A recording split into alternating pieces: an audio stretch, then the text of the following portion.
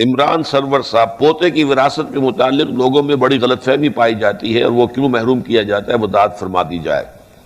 اگر عینی اور اللاتی دونوں بھائیوں ہوں تو کیا وہ برابر تقسیم کریں گے؟ عینی اور اللاتی کے درمیان کوئی فرق نہیں ہے، برابر برابر معاملہ ہوگا، وہ بالکل ایٹ پار ہے۔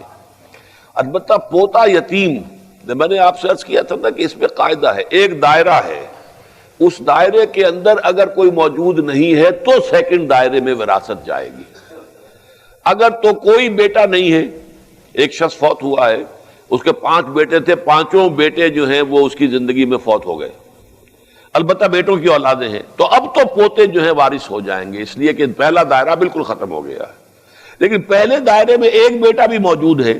تو پھر وہ یتیم پوتا جو ہے، جو بیٹا فوت ہو گیا، اس کی اولاد وہ جو ہے محجوب الارث کہلاتی ہے، اسے وراثت میں سے حصہ نہیں ملے گا۔ اس کو اصل میں منکرین حدیث نے بہت اٹھایا، غلام احمد پرویز نے اس پر بڑا اڈا لگایا اور بڑا جو ہے علماء کے اوپر اس پر تنقید کی ہے، لیکن اصول ہوتے ہیں، ہر معاملے کے اندر کچھ اصول ہیں، اصولوں کی زد میں کوئی شے آ جاتی ہے تو اس کو ماننا پڑتا ہے، پھر اصول یہی ہے۔ باقی یہ ہے کہ چونکہ یتیم پوتا وارث نہیں رہا، تہائی کی حد تک اس کی وصیت کی جا سکتی ہے۔ فوت ہونے والا دادا وہ اپنے یتیم پوتے کے لیے یا یتیم پوتوں کے لیے تہائی کی حد تک وصیت کر سکتا ہے یا اپنی زندگی میں ہبہ کر سکتا ہے۔ مطلب یہ کہ کمپنسیٹ کرنے کے تو بے شمار ہیں، ہبہ جو ہے وہ کر سکتا ہے کہ میرا یہ جو ہے بیٹا فوت ہو گیا تھا، اس کی اولاد ہے، میں اتنا ہبہ کر رہا ہوں، اس کا اختیار اس کو حاصل ہے۔ لیکن جہاں تک وراثت کا تقسیم کا معاملہ ہے، اگر ایک بیٹا موجود ہے تو پھر پوتا جو ہے سیکنڈ لائن تک وہ وراثت منتقل نہیں ہوگی۔ باپ موجود ہے تو دادا پردادا کو وراثت منتقل نہیں ہوگی۔ ہو سکتا ہے کسی کی زندگی میں اس کا باپ تو فوت ہو جائے اور دادا جو ہے وہ موجود ہو تو ٹھیک ہے، باپ نہیں ہے،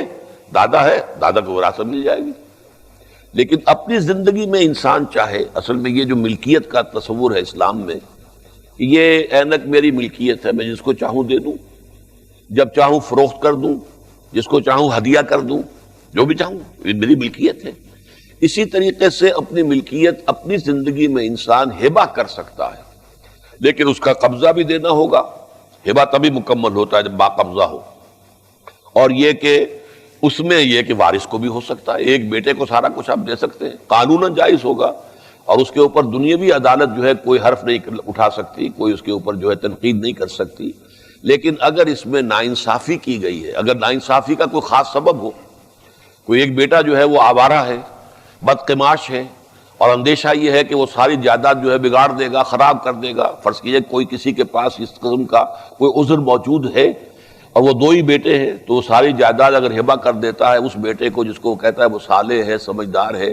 اب نفع نقصان کا جو ہے اس کو پورا فہم موجود ہے، تو اس کا جواز ہوگا۔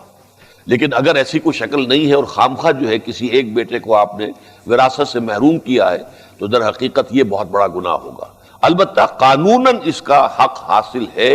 آپ اپنی زندگی میں ہبہ کر سکتے ہیں، اور اس ہبہ کا معاملہ جو ہے وہ کسی ادارے کے نام پہ ہو سکتا ہے، کسی دینی کام کے لیے ہو سکتا ہے، کسی مدرسے کو ہو سکتا ہے، کسی اور درسگاہ کے لیے، کسی ہسپتال کے لیے، کسی فاؤنڈیشن کے لیے یہ ہبہ ہو سکتا ہے، اور اپنے وارثوں کے لیے بھی ہبہ ہو سکتا ہے۔ تو ہبہ اور ہے، وصیت علیحدہ شے ہے، اور وراثت علیحدہ شے ہے۔ یہاں یہ کہ وراثت کا حق معین کیا گیا ہے، لیکن یہ کہ اسے لڑکے کے مقابلے میں آدھا رکھا گیا، اس کی وضاحت تو میں کر چکا ہوں۔ اور